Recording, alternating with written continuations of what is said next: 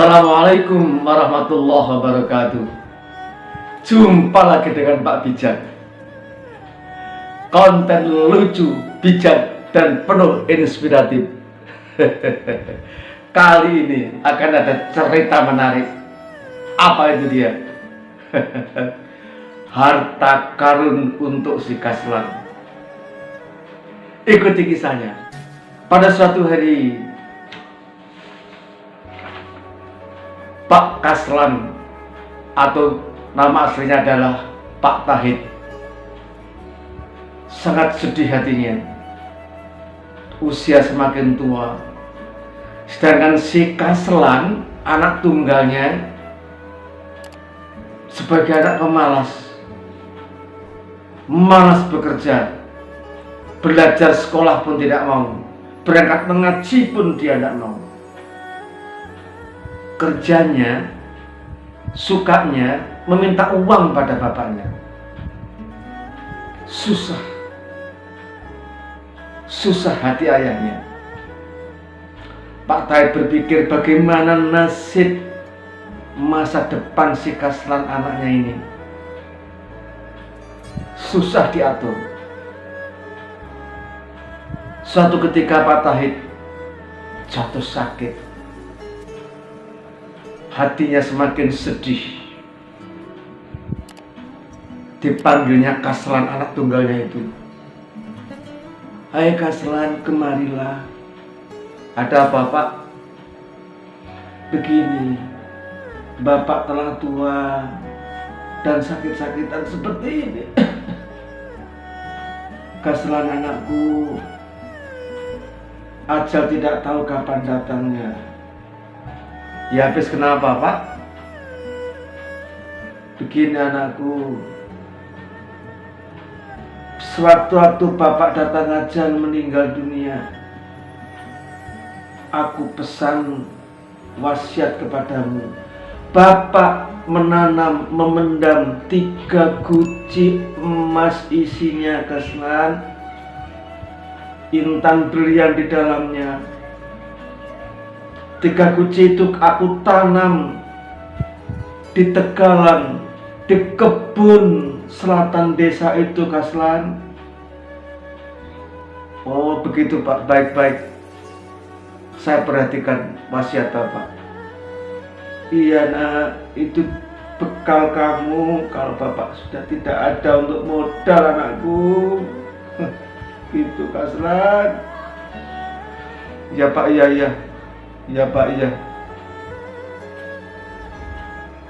Kemudian dan tidak lama si Pak Tahid, ayah Kaslan ini, meninggal dunia. Biasa orang-orang merawat jenazahnya dan dikebumikan. Sehari 2 hari Kaslan mulai berpikir gimana cara mencari harta emas intan berlian di 3 guci yang tanam Bapak. Sedang Bapak tidak memberitahu di mana, di sudut mana letaknya. Aku tidak kurang akal. Akan saya cari, akan saya cangkul, mesti ketemu. Pastilah ketemu. Hari-hari berikutnya si Kaslan mulai mencangkul dari sudut ke sudut lahan kebun itu. Dari ujung ke ujung ia cangkuli. Tapi belum menemukan. Ia pikir, wah, kurang merata aku mencangkul. Kurang sabar aku mencari. Pasti ada di mana. Hari berikutnya ia mengupah buruh tani. 6 orang buruh tani didatangkan. Bersama-sama dia memberikan petunjuk. Dicangkuli rata itu lahan. Tidak kurang 2 hektar.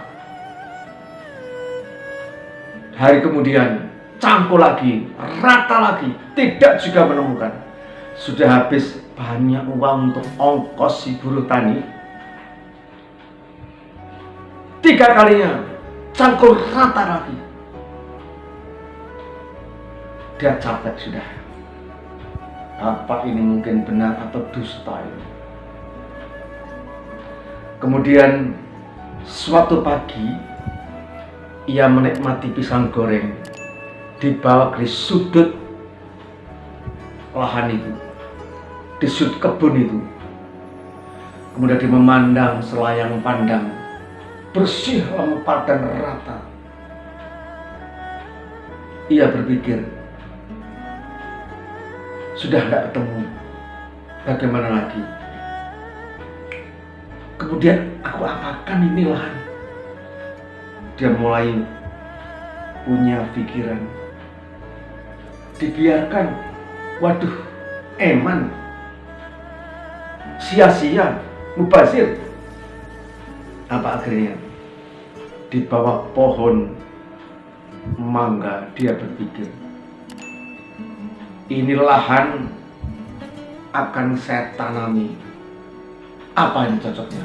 Jagung, tomat, kacang panjang, kacang tanah.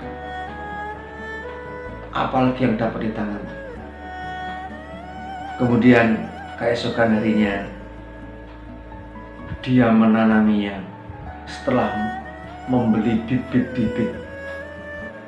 Dia tanaminya di pinggir-pinggir sayuran. Ada tomat, kacang panjang, ada sayur lagi bayam, ada cabai. Yang di tengah ia tanami jagung. Di sela-selanya itu kacang tanah. Tiap hari dia datang ke sana. Sudah ada kesukaan, sudah ada kesenangan untuk merawat tanaman dan bekerja.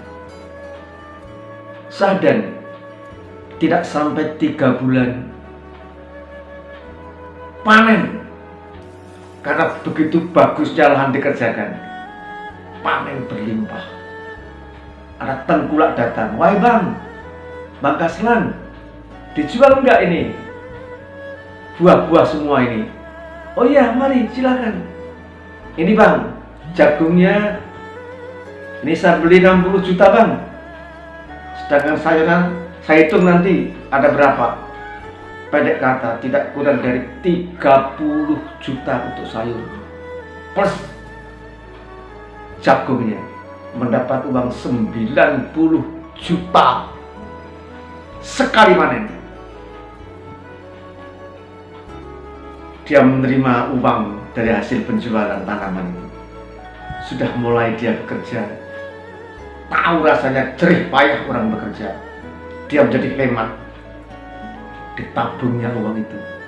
Dia kan masih bujangan, biaya hidup sedikit. Maka kemudian pada bulan berikutnya ia tanami lagi seperti itu. Setahun 3 kali, tidak kurang dari uang 180 juta penghasilan per tahun. Kini sudah menjadi pekerja, penghemat dan dapat menghitung laba rugi. Akhirnya apa? Si Kaslan menjadi orang kaya.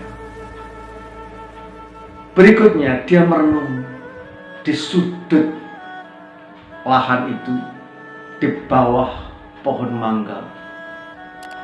Ia berpikir,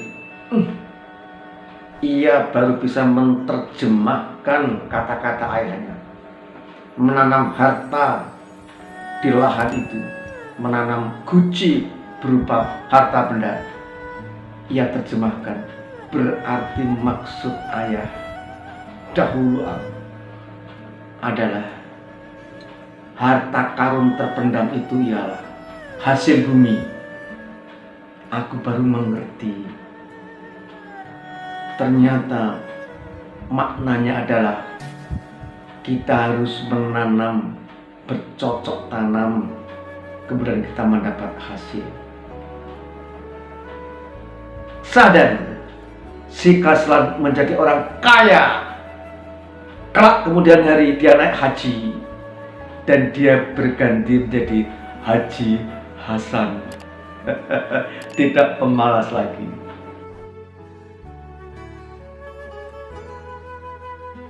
Apa kesimpulan dari cerita ini? Orang mukmin yang kuat lebih disukai oleh Allah daripada mukmin yang dhaif, yang lemah sebagai peminta-minta. Orang mukmin pemberi lebih bagus daripada meminta-minta. Tidakkah semua ibadah ini memerlukan biaya, memerlukan uang? Oleh karena itu, hikmah dari semua ini, marilah kita sebagai mukmin harus kuat segalanya. Iman, ilmu, harta, dan kita harus meninggalkan anak-anak yang tidak lemah sepeninggal kita nanti. Demikian, mudah-mudahan menginspirasi. Assalamualaikum warahmatullahi wabarakatuh. Sampai jumpa dengan Pak Bijak edisi berikutnya.